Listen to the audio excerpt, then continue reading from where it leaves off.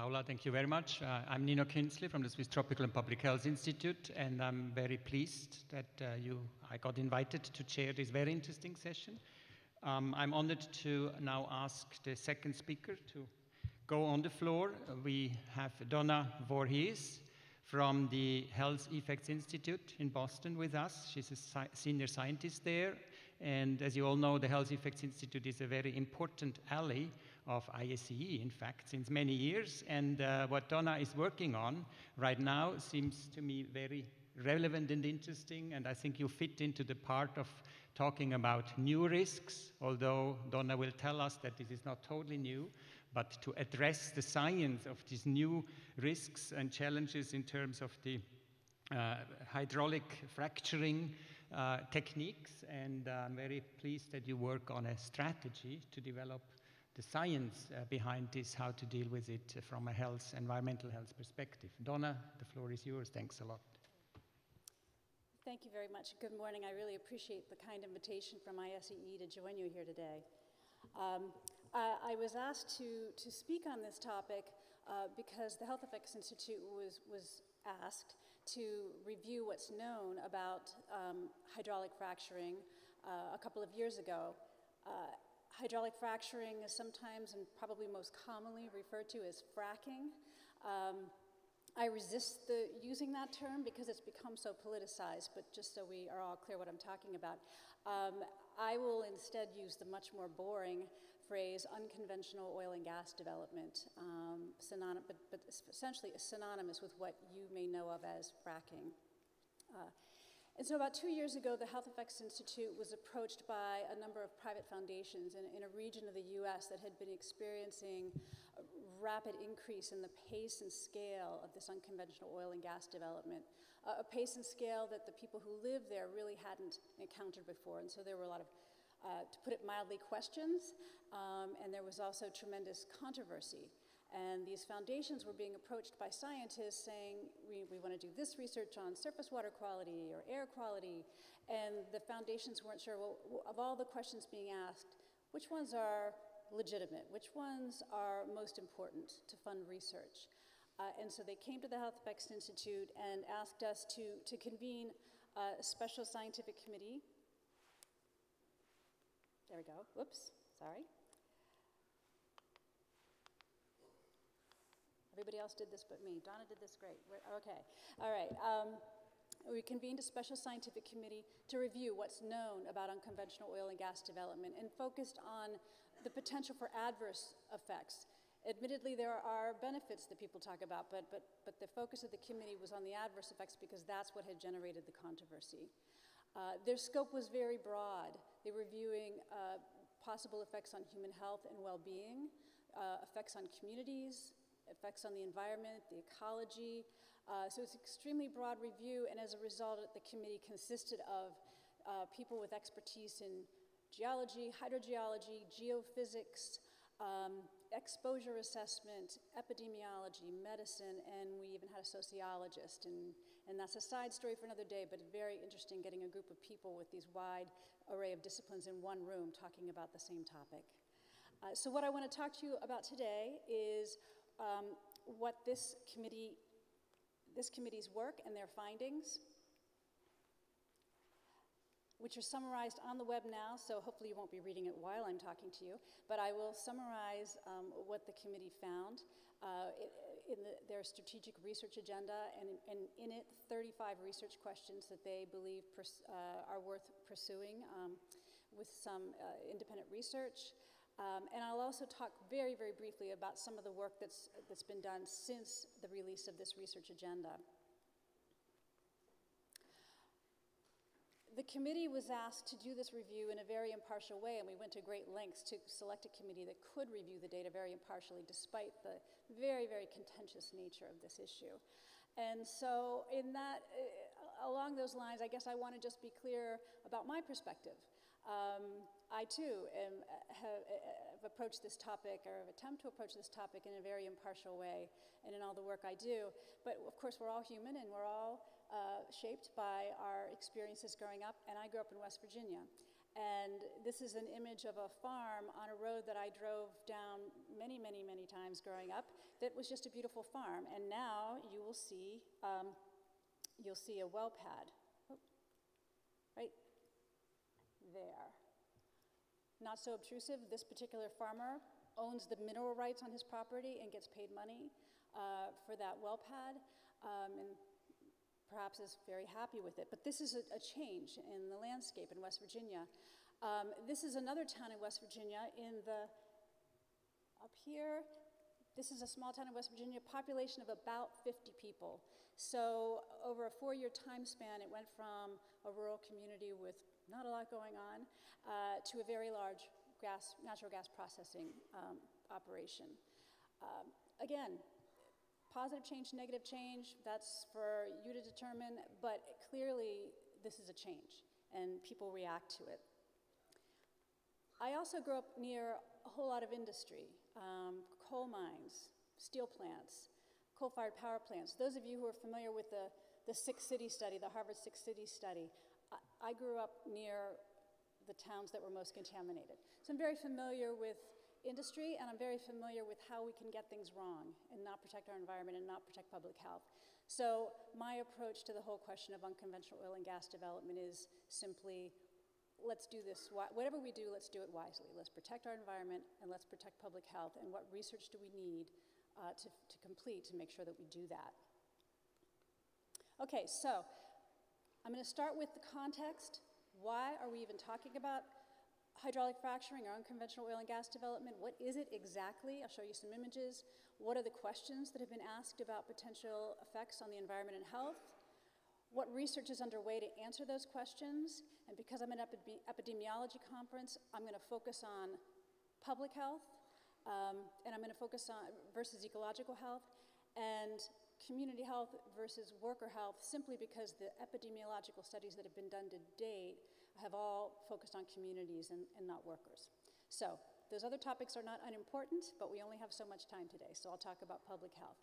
And then finally conclude with the path forward. What research can we do, and how do we do it in a way that it's not only good science, but viewed as credible by people with widely disparate views?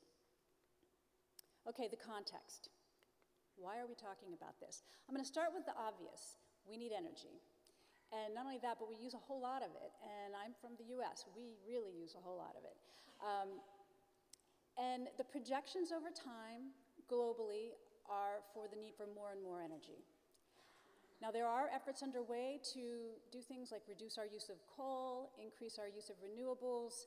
This plot shows the projected influence of the Clean Power Plan in the US, where we see just that. And in fact, today we're already seeing a reduction in the use of coal in the US as natural gas prices plummet and other factors take place. But despite that, despite those good efforts, the projections right now are we're going to be needing more energy, and we see liquid fuels or oil and natural gas way up there at the top. That production is being facilitated by some new technology. Well, actually, I should say a mix of old technology with new technology that's allowing for the increased development of these resources. And these resources are around the world. So this is a map of shale rock and other what we call unconventional resources around the world that are increasingly being developed for the production of oil and gas. The term unconventional, I'm going to use it in the geologic sense. People use it differently. Historically, we've extracted oil and gas from conventional resources, and put very simply, these are the resources from which you can easily extract oil and gas. You drill, and the oil and gas rapidly flow into the wellbore. Shale and unconventional resources, historically, have not been economically viable to extract oil and gas. But with improvements in technology, it is now economically viable to make money extracting oil and gas from these resources, and so that's what's happening. This is a picture of shale. Anybody who hasn't seen shale and wonders, there you go. This is from the part of the world where I grew up, the Marcellus Shale. What is the technology exactly? We hear the words hydraulic fracturing, we hear the words fracking. What is hydraulic fracturing, and what is really allowing for this increased development of oil and gas? This is the simplest image I could find to explain this, and some of you may be familiar with it already. But essentially, you start with, I'm not going to use the pointer, it's a little bit too hard. You start with a vertical well, you drill into the ground, all of our vision of how you extract oil and gas from the ground. That well is encased in steel casing. That casing is held in place by cement, and that casing and cement are what keep what's in the wellbore and what's outside of the wellbore outside of the wellbore. At least that's the goal. What's new is horizontal drilling, and that combined with what we call multi-stage hydraulic fracturing. Okay, so what's really given rise to this, the new development and the rise in development is not just hydraulic fracturing, because it's been around and commercialized since the 1950s, but it's combining that with these long horizontal wells that can be a mile or more, and hydraulic, multi-stage hydraulic fracturing, repeated hydraulic fracturing of those wells. Simply allows you from a single well to produce far more oil and gas than you could from a traditional or conventional well. Once you drill the well, typically use a perforation technique or perforation gun to go down and create holes in the casing down in the zone from which you will derive your oil and gas. And once those holes are created, a primarily water mixture is pumped down the well. This water mixture also contains sand. It contains some chemicals. That gets pumped down under very high pressure. It creates fractures in the shale, and now this gas that was held there strongly and firmly, it's now deep underground under pressure, is going to flow readily into the wellbore and up to the surface, and we've got oil and gas. So this is the technology that's being used. And it's being used more and more. So these are just US statistics on natural gas and oil development. The lighter bars on top show you the fraction that's being developed using hydraulic fracturing, the darker bars without hydraulic fracturing. And the message here really is over time, we're using it more and more. So people who talk about being against fracking or hydraulic fracturing, it's actually quite a large fraction of our development processes, and it's important to understand that. The other reason we're talking about this, there's obviously all the concerns, and the rest of my talk will be focused on those. But before I get there, there are some reported potential benefits, and you may have read about natural gas, bridge fuel to the future, and there can be benefits if we reduce our use of coal and increase our use of natural gas in a given area on local air quality. On the other side of that, there's concern about methane emissions and the effect on global climate change. Potential for job creation, the monetary benefits to the person who owns the mineral rights and is paid money for receives lease payments. Local governments have increased revenues. Local businesses can benefit from an influx of workers and business. But some of these benefits, it's important to consider, are heterogeneously distributed among the population, and that's given rise to some of the controversy. An example, I met with a gentleman who is a lease owner, and so he's quite happy. He's making money. He's going to actually plans to put his kids through college on the money he's making from the lease that he owns. But his neighbors don't have a lease, and yet they all experience the same truck traffic and all of the other effects that go along with it.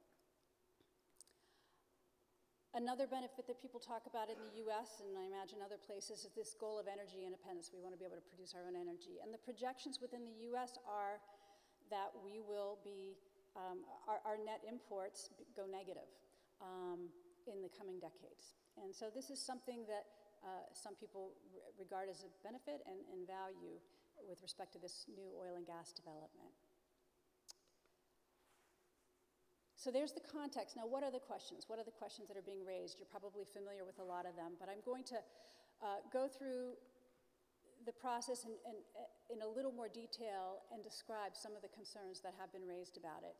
The first thing I want to say is that unconventional oil and gas development is a lot more than that hydraulic fracturing. And what people are concerned about when they say fracking isn't just that, pumping of water into the well and extracting the oil and gas. It's a much larger process, starting with just the construction of a well pad, the site assessment and development. The next you're drilling the well. This generates noise and light and other visual disruptions to the landscape that have caused concern. Hydraulic fracturing, no question about it, pretty industrial setup that you see here. In the background, right there, that's actually a prison. Apparently when this was being done, I'm told by the gentleman who took the photograph, the prisoners were complaining about the light and the noise. But I also want to bring to your attention the time scale here. So these steps that have caused a great deal of concern also occur over a relatively short period of time, days to weeks, versus the longer period of fluid recovery. There's water that comes back up out of the well, wastewater, and the production of the oil and gas. This can go on for, the span here is 5 to 60 years, so it's quite a large span. But most of the time, the well pad has almost nothing on it. Okay, so this is an image of what's left on the oil pad once, or the well pad once all of the development is completed and you're simply producing from that well pad. So this is the larger process that's happening on the well pad, and then of course there's what's inside the well, and I showed you a very simple schematic before, but this one shows you a little bit more detail about that casing and the cement I talked about. This is an example from the Marcellus Shale region in the US, where the drinking water resource and the shale are very, very far apart. Thousands and thousands of feet or meters separate them. And so one of the concerns that's been expressed is, hey, what if you fracture the shale and that fracture gets so high that it intersects with our drinking water supply, and now you have gas and whatever else you pumped into that well into your drinking water supply? Well, in a resource like the Marcellus Shale, that really isn't a feasible pathway. The fractures simply are not going to go that high. The concern in a place like the Marcellus Shale region is more with what if something goes wrong with the wellbore itself, and particularly in that zone around our drinking water supplies. And then that, in fact, has been where we've seen instances of groundwater contamination. Now, there are some resources that are more shallow than the Marcellus Shale, and we do need to ask the question of whether the fracture could actually reach the resource area. But here, the concern has been largely water quality effects. You've heard a lot about those. There's also just the psychological stress. There are people simply worried that their well could become contaminated. So that was a question of great concern to the sociologist on our committee, and other committee members too. Beyond the well pad, and sometimes on the well pad, you've got this use of fresh water, so there's concern about water availability or water scarcity. How do we manage this water, the trucks to and from the well pads? Increasingly, impoundments are being used, like the one that you see in this photograph. This is a freshwater impoundment that limits the number of truck trips to and from the well pad. These kinds of impoundments in some regions are also being used to store wastewater, and there we have concerns about water quality impacts. Could there be spills or leaks from those impoundments? Gas flaring has been an issue. This has happened quite a bit in North Dakota, or the sort of north central part of the US. And what you see from this plot actually is some good news. A pretty significant decline in gas flaring. Gas flaring happens when you have waste gas and you have no place else to put it, so for safety reasons you basically flare it. And these can have noise, significant noise and light effects. North Dakota doesn't have, or historically did not have, much oil and gas infrastructure, but over time they're developing it. And as they develop it, they have a place to put the gas. So the amount of flaring is declining. Traffic, I mentioned traffic, and this is always an issue. Air quality effects you all know very well. Just the changes in the community and safety concerns, traffic accidents. Processing plants, compressor stations, the pipelines themselves. People who are fans of Susan Sarandon, she's really against pipelines. They do change the landscape. All of these things can change the landscape and have the potential for air quality, water quality effects. And maybe you've heard of the earthquakes. The induced seismicity is a phrase reserved for when we cause seismicity to occur. And there's been a lot of press about earthquakes in the central region of the US.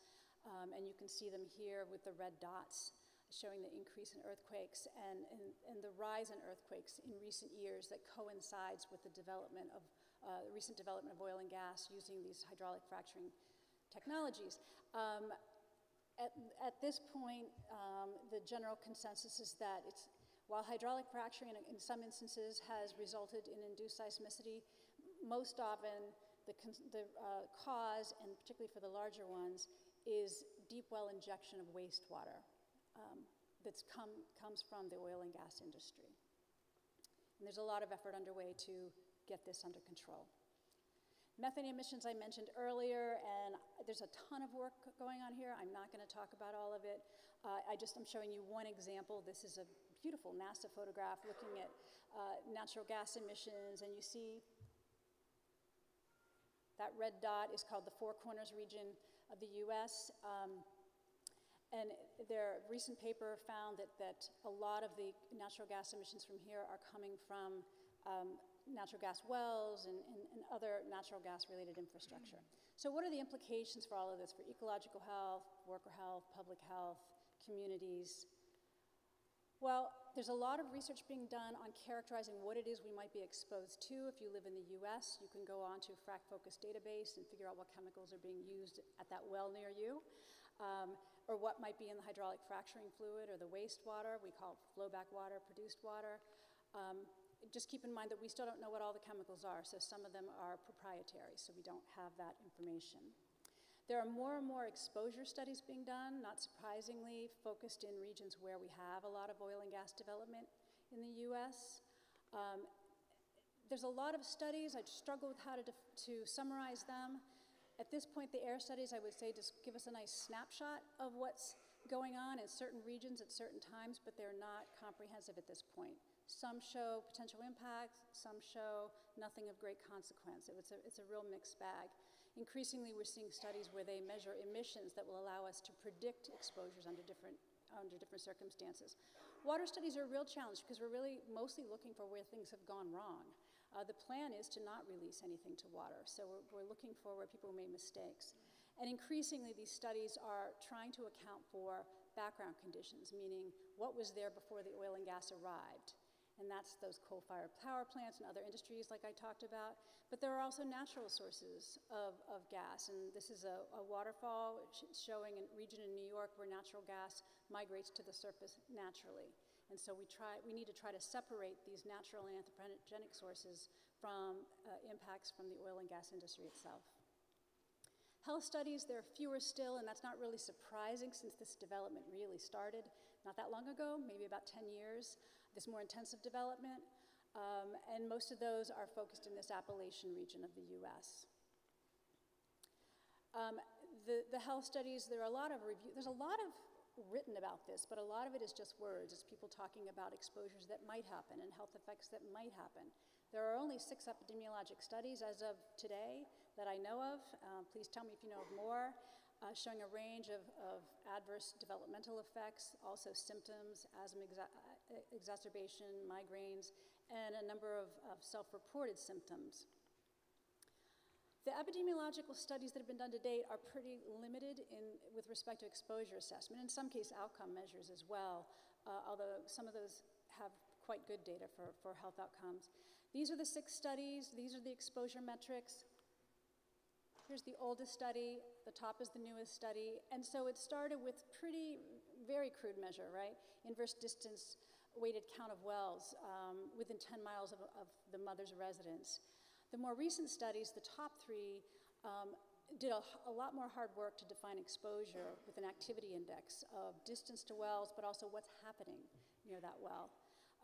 But even with all of that, all of these authors, and if there are authors in the audience, by the way, my apologies for streamlining your recommendations. I tried to keep it very brief because they all talk about the need for understanding exposure better, that their studies are hypothesis generating, and we need to understand and measure what might be resulting in these effects that they're observing. And so that's work that's yet to be done. So the path forward, what do we do? Or do we need research at all? I've had some people say, drill baby drill, there's no effect, we don't need research. I've had other people say, this stuff is terrible. We already know the effects are bad. Keep it in the ground.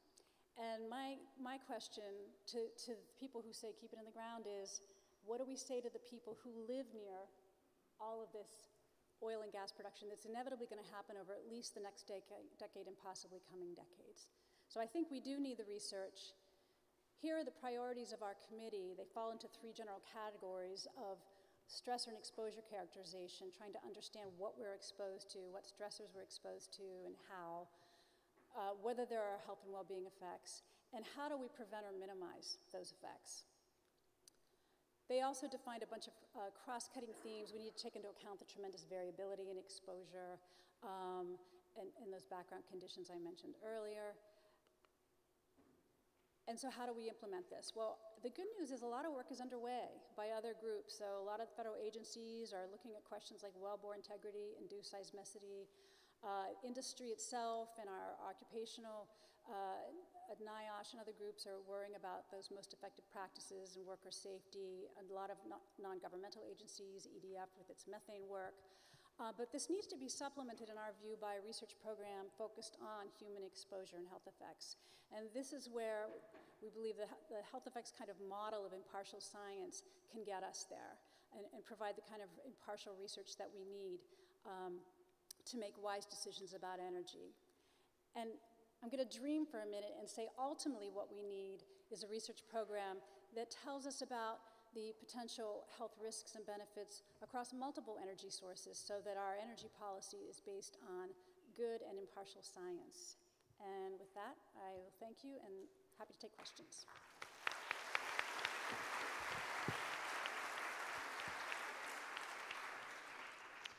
Thank you very much, Donna, for this very, very interesting talk. The floor is open for discussions. Please introduce yourself, step forward to the microphones, please. My name is David Goldsmith. Thank you very much for a very nice presentation.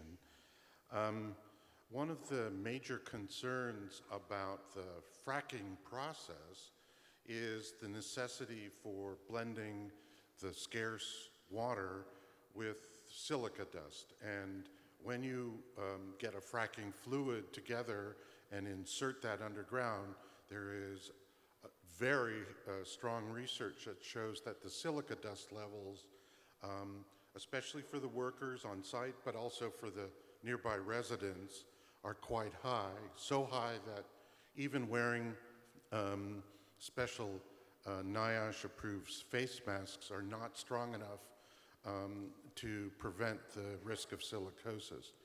And I wonder about that issue, and I also am concerned about the upstream process of taking the silica material, silica sand, from places like Minnesota and Wisconsin, and bringing them to the fracking sites. So I think that is an issue that really does need to be addressed.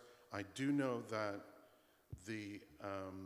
in the United States, the Occupational Safety and Health Administration has put forward a new silica dust standard, and I have a poster on that later on today if somebody's interested in more on that. Nevertheless, I do think this is a very serious issue, and I know what you were trying to do was to look at very broad environmental concerns, but I think the silica issue is one solvable, but it's also necessary to address if we're going to move forward with this technology to the degree that the industry hopes will happen. Thank you. Yeah, I mean, as I said, I left out worker health, which is huge, and actually the workers are obviously have some of the greatest potential for exposure to not only silica, but all of the chemicals and other things used in the operations. For silica, yes, there's been a lot of attention paid to that. NIOSH published an exposure study talking about the levels of silica being above NIOSH standards. And actually a paper came out just this year on a baghouse technology to limit worker exposure to silica, and hopefully that will be implemented more and more. And I agree, it also has to go back to the mining operations as well. We have 3 more questions. Please keep your questions short and answers short, so that works fine, please. Thank you. Tom Robbins, University of Michigan. I really enjoyed your presentation. You may need a JD after your name for this question, and in addition to the SCD, and also I may show my level of potential outrage, so I don't know if I'm an unbiased observer, but I'd be interested in hearing more about the legal rationale for allowing trade secrets to interfere with the ability of scientists that want to study potential hazards associated and understand exposures associated with this process. The fact that what's being mixed in with the water being forced underground, if I understand correctly, the companies are not required to reveal under these trade secret ideas. And you know, I have a lot of experience with working on Hazard Communication Act in workplaces, and this seems like an outlier. I'm not very surprised it's an outlier considering the companies involved, but I'm wondering if you could speak to that and its impact on being able to do the kind of epidemiologic assessments that are needed. So I can't comment on the law, it is what it is. I will say over time, you know, there was the initial, we're not saying what's in these mixtures at all. We've evolved to a place where more and more companies are voluntarily saying what is in these mixtures. There was one service company, the one who does fracturing, saying whenever they're allowed to, they will say everything that's in it. But there still isn't this universal reporting of everything that's in the mixtures. Whether those chemicals are of health concern or not, we need to know to be sure. And you know, I agree. We need to know what they are to be sure. Irva, short question, please. Yeah. Irva Hertz. Oh, wow, that's loud. Irva Hertz Pichotto, University of California at Davis. Thanks very much. Really a nice overview of a lot of the issues. So thanks. The question I wanted to bring up has to do with, and I noticed your slide with what it was at 112,000 wells, I guess across the U.S. Did the panel give any thought to the issue of monitoring of wells and coming up with you know, systems that could be doing ongoing surveillance about groundwater and so forth, and groundwater quality and so forth? And that's my first question. The other one has to do with what about the issue, and the previous speaker sort of touched on this, is the issue of communications to communities that are, many of whom in the advocacy community are really quite freaked out, to say the least. Okay, so to the first part of your question, yes, the committee has research recommendations related to monitoring of the wellbore itself, making sure that the wellbore integrity is secured, and there's a lot of research going on in that area. And frankly, the industry's got guidance. I was going to try to show a slide with a pile of guidance that's out there. That part's not new. I mean, I don't know if this is comforting at all, but it's actually in the industry's interest to have the wellbore not fail. Because to make money, they need the gas to go through the wellbore. If things get into it or come out of it, that actually hurts them. So there's a lot of work being done there, and the committee made recommendations around that. The committee also made recommendations for systematic studies looking before, during, and after development, looking at water quality before, during, and after development, and targeting the right things to measure that would be indicative of those kind of activities. So there are research questions about those. In terms of the communities being just to think about that. So, No, but the please, issue of ongoing. I'm sorry, could we introduce the very last question? Because Francesco has the floor as the last person. I'm sorry, we have to move forward. Yeah, thank you. Nice presentation. Very short question. In Italy, we are very sensitive to earthquake, as you may know. The question is there a causal relationship between fracking and seismic activity?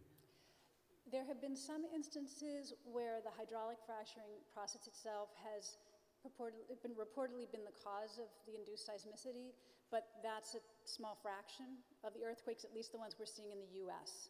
Most of what we're seeing in the U.S., the cause is believed to be deep well injection disposal of wastewater associated with the oil and gas industry. And there's a ton of work being done on that, because it's obviously of imminent concern to people living in those regions, and people here in Italy understand how important that is very well now. Quickly on the community effects, let me just say, the charge to all of you and to me people are freaked out because I think a lot of times we don't communicate the science clearly and well enough to them. So the charge to all of us is to do just that, to base our views on good data and to communicate that clearly with these communities. Donna, thank you very much. It was a pleasure. Thank you.